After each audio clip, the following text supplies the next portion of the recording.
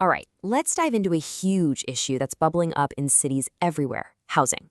Today, we're looking at it through the eyes of a community advocate in San Diego who's talking about something called accessory dwelling units, or ADUs. And she's asking a really important question. Has this great idea to solve the housing crisis kinda gone off the rails?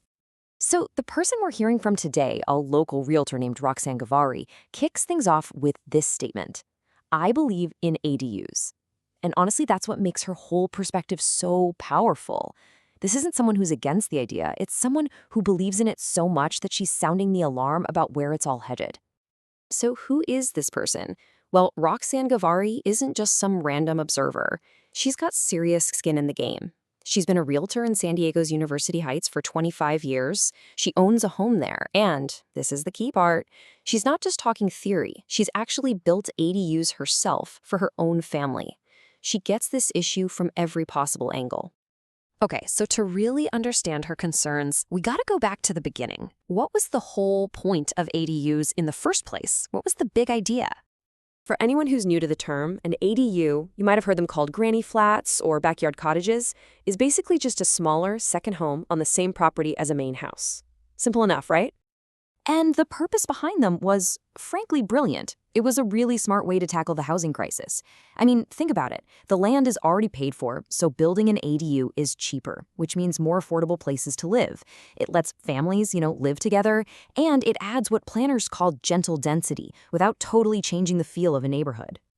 But according to Gavari, that original amazing idea, it's been stretched way, way too far, to the point where it's actually creating a whole new set of problems. And this right here, this comparison just lays it all out. On one side, you have the original spirit of the ADU, a small unit for grandma, or maybe to rent out for a little extra income. But on the other side, you have what's happening now. Developers cramming 8, 10, or even more units onto a single lot. The focus has completely shifted from helping the community to just maximizing profit. This quote from her really just nails it. This isn't about being against 1 or 2 extra homes. It's about a single-family lot being turned into a mini apartment complex. It's about a fundamental change in scale that, as she puts it, creates chaos. And this chaos isn't just some abstract idea.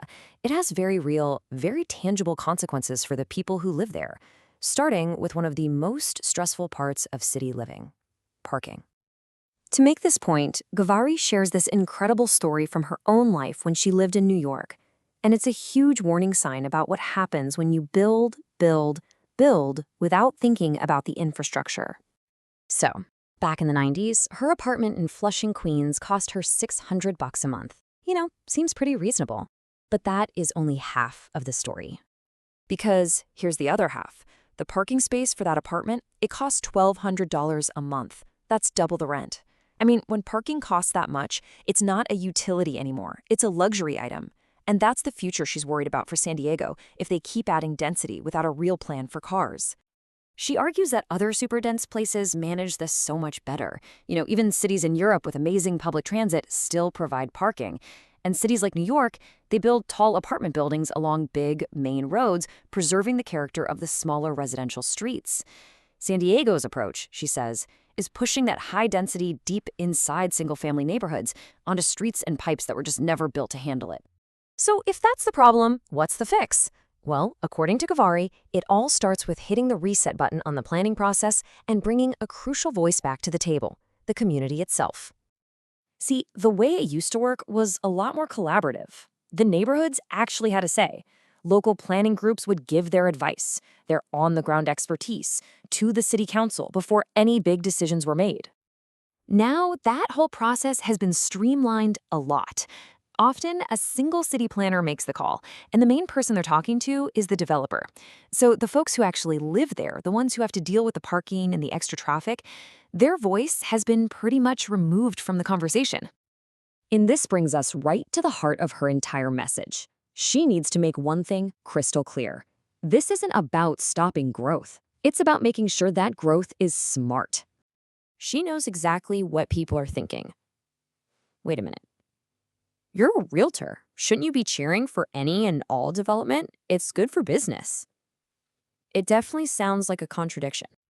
And boom, there's her answer. Loud and clear. This isn't a simple yes or no question. There's a world of difference between development that helps a community thrive and development that just overwhelms it. And she's not just talking the talk. In the ADU project she built for her own family, she included off-street parking, she kept the size right for the neighborhood, and she focused on what her family actually needed. She is literally the model for the responsible approach she's calling for. So we end right where we started, but with a whole new perspective. The problem isn't the ADU itself, it's the scale. This final thought just wraps it all up perfectly. 1 ADU is a solution. 10 is a problem. And it leaves all of us with a really big question. How does a city grow and solve a housing crisis without wrecking the very communities people love? It's all about finding that balance.